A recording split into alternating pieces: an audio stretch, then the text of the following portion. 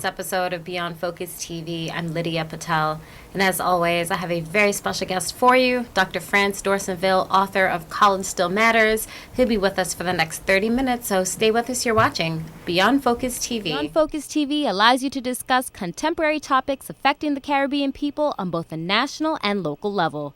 The show features informed guests who offer insight, debate, and evaluate various issues. Beyond Focus TV builds on the station's mission to provide useful information to the Caribbean people in New York and abroad. Beyond Focus TV, where our viewing audience can get educated, informed, and empowered. Welcome back. You're watching Beyond Focus TV. I'm Lydia Patel. And like I said, I have a very special guest for you, Dr. Frantz Dorsainvil. Welcome to the program. Welcome back, I should say. You're no stranger to the Beyond Focus family. Thank you, Lydia. Thank you very much for having me again. Thank you. You're very welcome, and congratulations on the PhD. You guys heard me say Dr. Frantz Dorsainvil. So yes, PhD. How does that feel? It feels great. It feels great knowing that, you have reached that, level in the academia. Highest level. There is no other level higher than PhD. Yes. So it's a sign of relief, and it's also, I'm elated by this accomplishment. And I know in the book you basically put from ELL, which is formerly ESL, to EED. And I kind of want to unpack that a little bit because it's interesting, English is not your first language. No. And you've mastered it, so to speak, to that you could actually be not just in a proficiency in terms of speaking, but you can write on an academic level that has earned you a PhD. So let's kind of talk about that journey, and because it definitely is a journey. Yes, it's certainly a journey leading to this point. So kind of let's take the audience through from the ESL days, to the ESL days, to getting your EED. Yes. The concept of the book from College Still Matters, from ELL to EDD, which is pretty much the journey. I came here when I was 16 years old. From Haiti, and into high school, went to Westbury High School, and of course, you didn't speak the language. You tried to survive. You learned the survival English. Survival English. Survival English. You survive, and then about a year and a half later, I was told I'm graduating high school. I was like, oh, okay, I'm graduating high school, but I really don't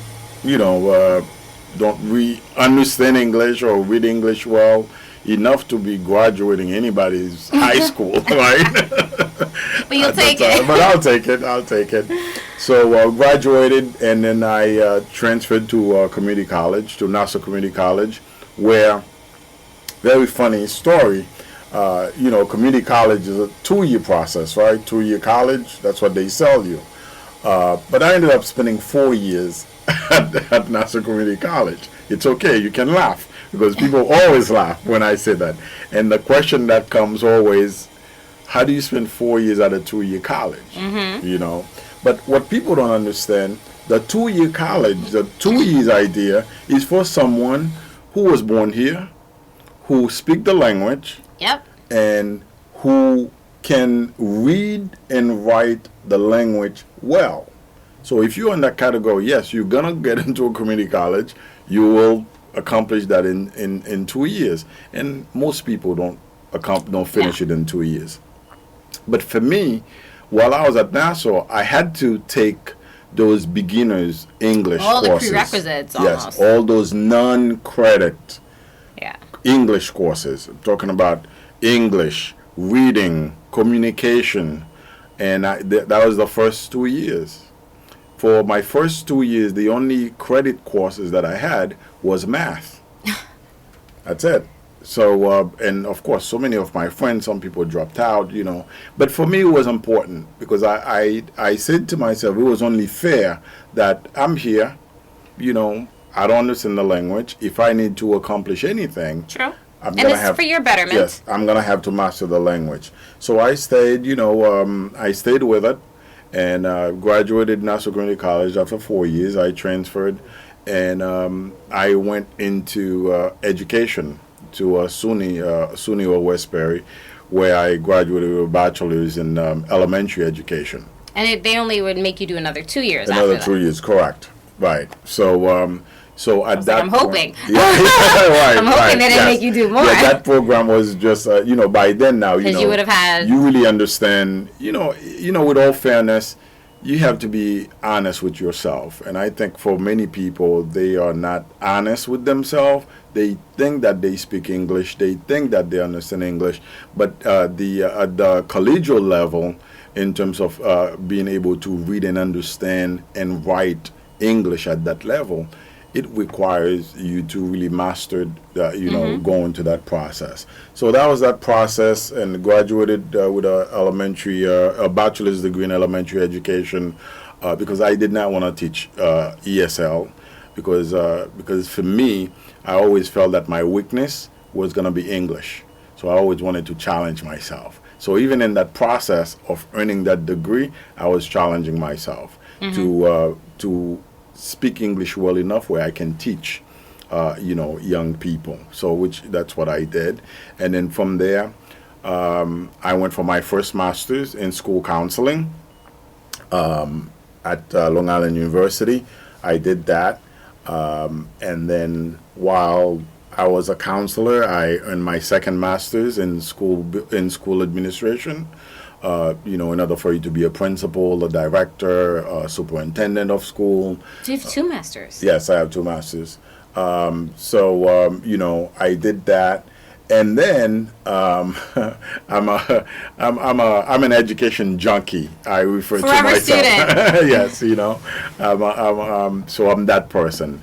So I got bored. I got bored, and then not only did I get bored, but I always believed that if I'm going to practice in a field, that I should make the effort to reach the highest degree within my profession, which is what I did when the opportunity came, and I enrolled into this doctoral program at Darling College.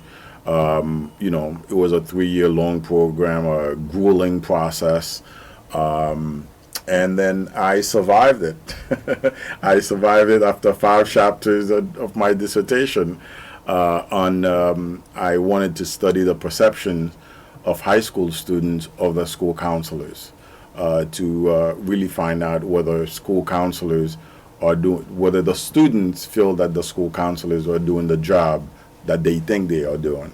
And it was very interesting to find out that the findings of my study was that the students did feel that counselors helped them select courses to help them graduate high school, but when it comes to a career plan beyond high school, the counselors didn't help them there. When it comes to their social emotional need, the school counselor did not, provide that much support there. So it was a very interesting finding to find out, that part of the study. Oh, absolutely. And it's so interesting because you're doing that research, and it's like a different type of research. And Yes. we're going to take a break, but when we come back, I really want to kind of go into the research and what it really takes to get that. And of course, all about the bugs. Stay with us. You're watching Beyond Focus TV. Stay with us.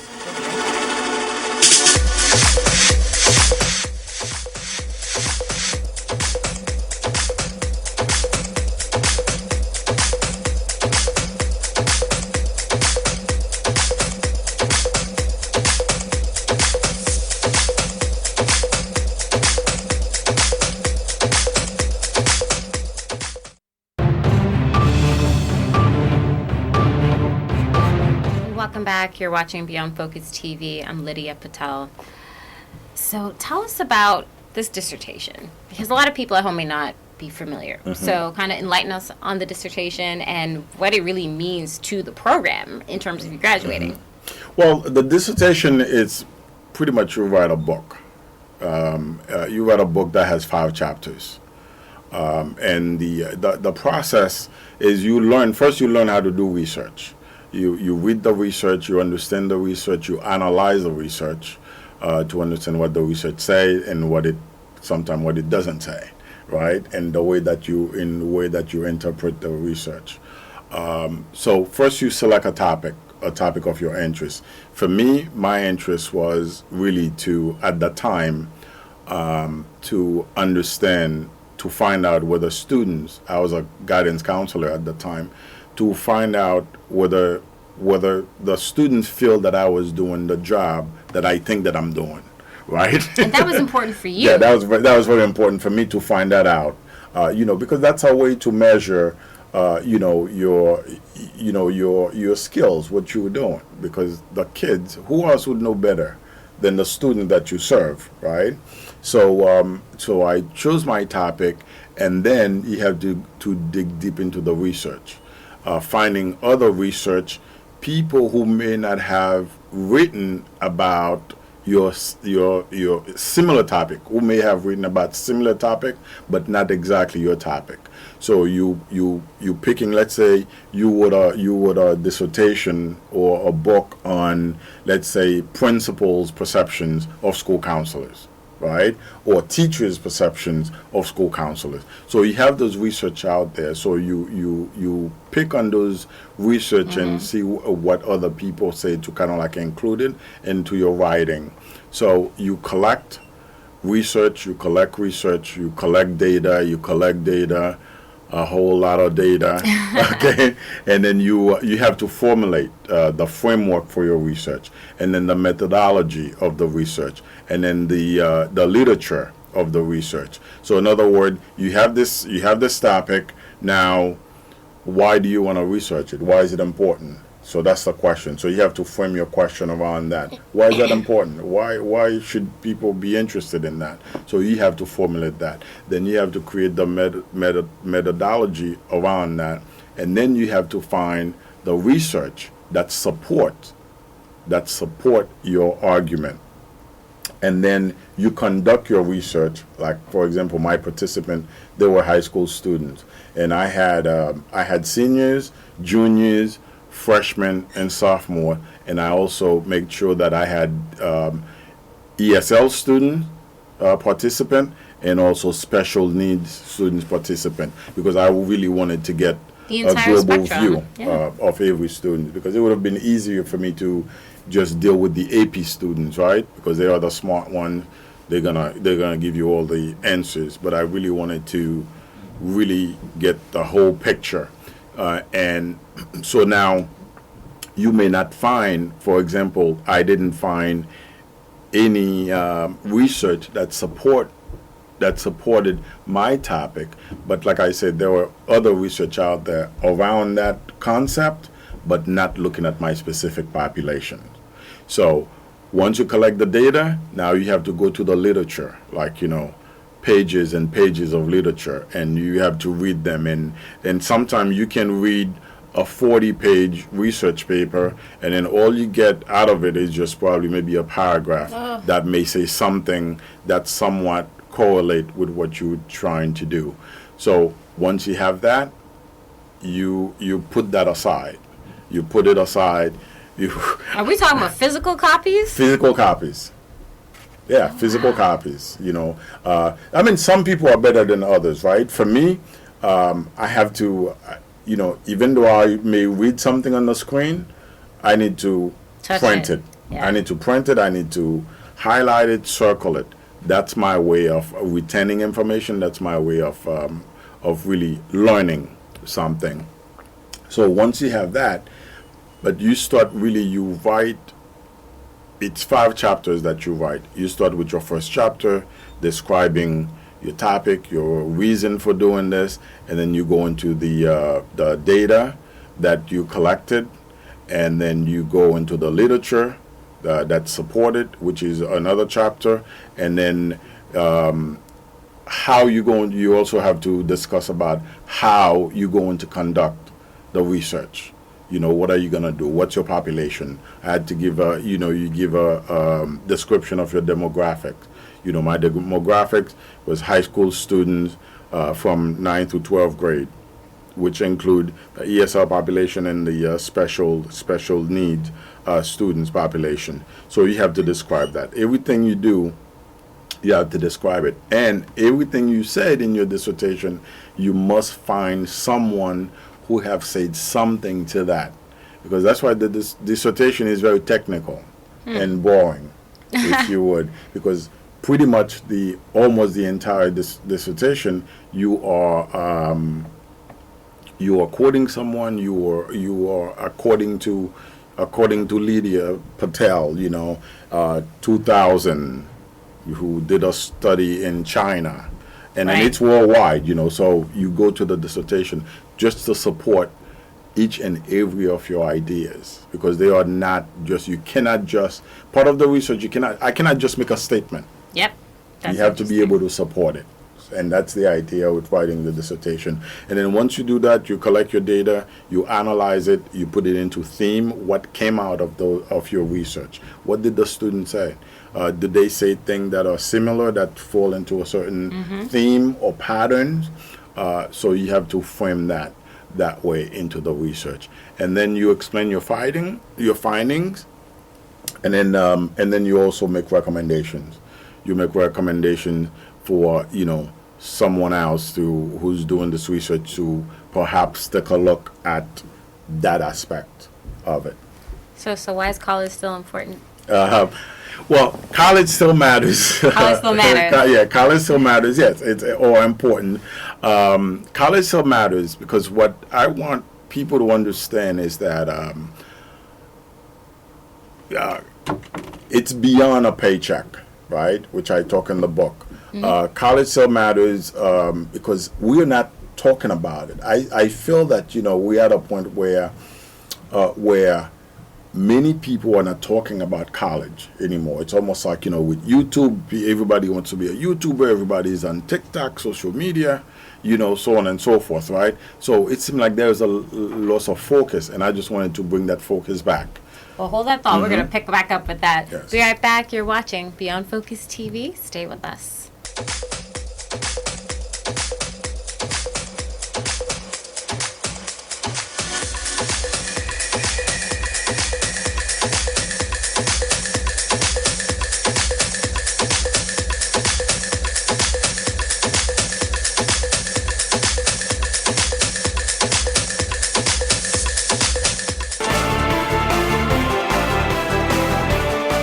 Welcome back. You're watching Beyond Focus TV.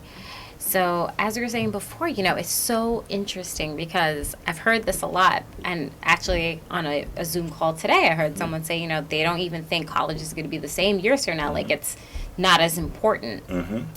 And then here I am having this interview with you today where it's going to be like, college still matters. Yeah. Because I feel that, there is that loss of interest. And it's because I think sometimes people don't know. People not viewing college as a way of improving themselves and empowering themselves, right? And at every level of degree that you receive, you're literally giving yourself a pay raise, right? I talk about it in the book. When I started after high school, I work a security job, right? $5.25 an hour.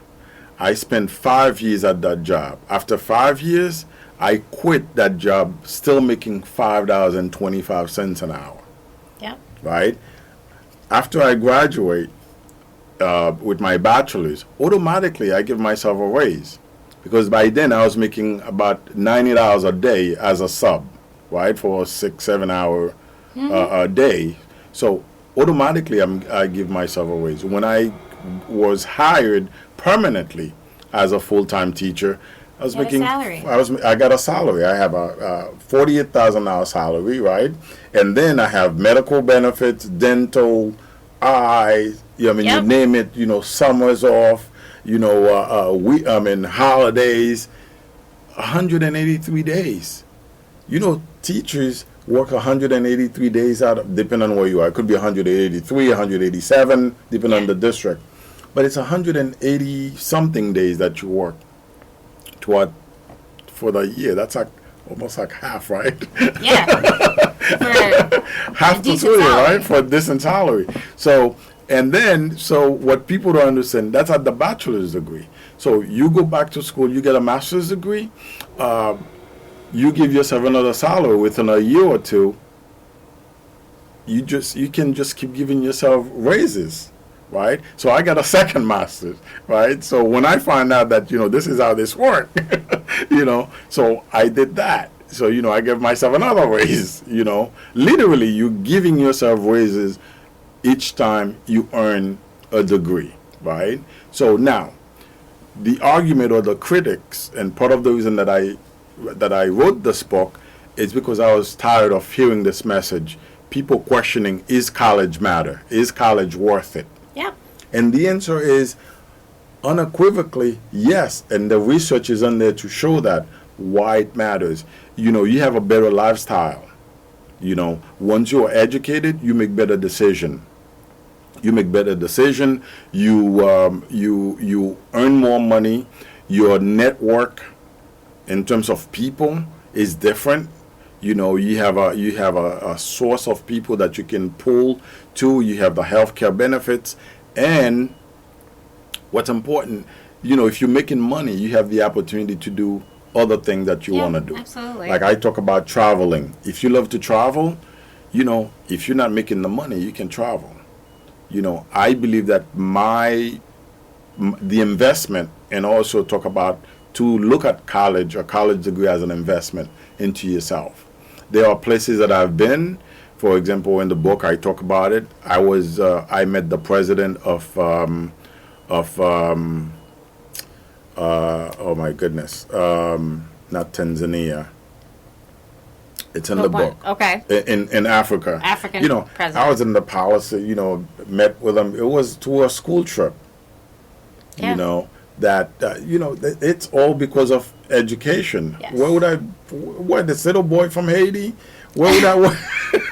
And you never forget that, which is good. You're humble enough. You still, and that's why I love it. It's like you said, from ESL all the way to this. It's a real journey. Yeah, and people, and then a lot of time too, Lydia. People tend to shy away from their past experiences, but when you should use your past experiences as your intrinsic motivation, because that's what I did.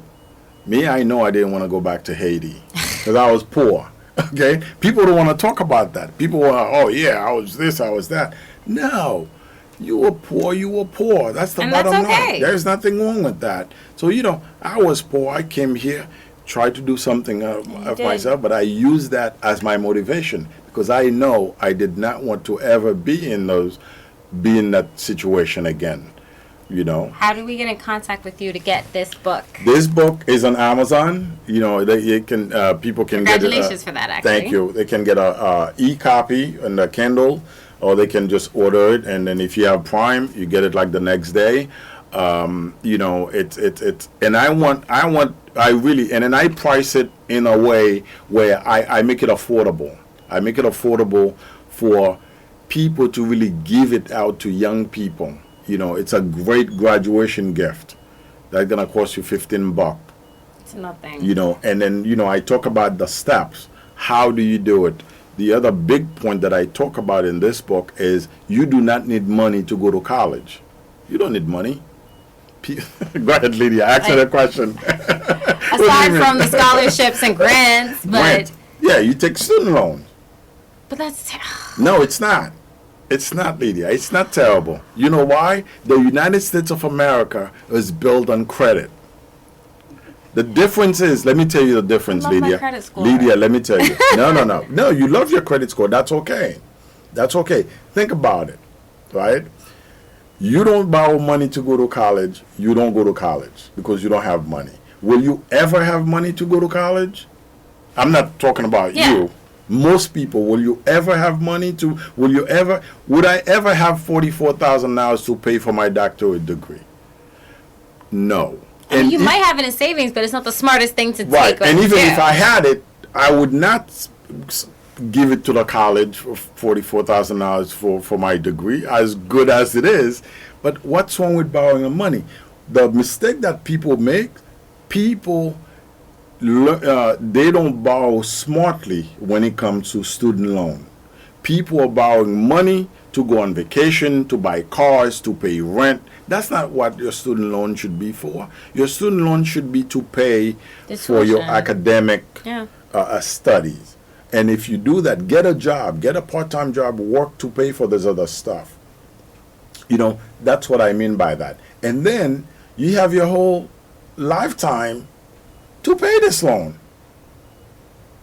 I'm sorry. I'm a big advocate for that, because without student loan, I wouldn't be here. I wouldn't be where I'm at today. But what I did not borrow money. I did not blow my money, and I stick to the program. People borrow money and then they quit. Yeah, that's a big thing.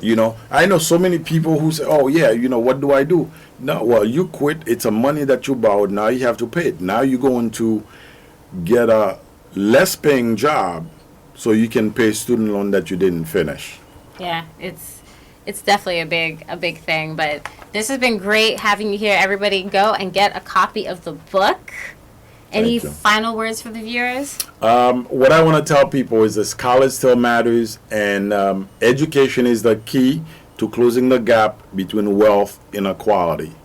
So you want to get out of your situation, whatever situation you are in, get started, get acting, whatever it is that you enjoy to do, get to it and sign up. Don't worry about the money to pay for college. The loan is there. The loans are there. Absolutely. The loans are there. Thank you, Frantz. Thank you. And as always, if you have any questions or comments, you can send us an email at info@beyondfocusmedia.com. I'm your host, Lydia Patel. Thank you so much for joining us, and we'll be back again next week. Same time, same place. You're watching Beyond Focus TV. Stay with us. Beyond Focus TV show wants and needs your feedback. Did we blunder? Please let us know so we can improve. Was the show helpful to you? Drop us a note so we can share the success with our staff members. Is there something you think we could do better? We welcome new ideas and new approaches to old ideas. Do you have a great suggestion? Let us know and we'll work on it. If you would like to share your comments anonymously, please send us an email at info@beyondfocusmedia.com. If you want to get in touch with the executive producer directly, send him an email at gene@beyondfocusmedia.com. We really look forward to hearing from you.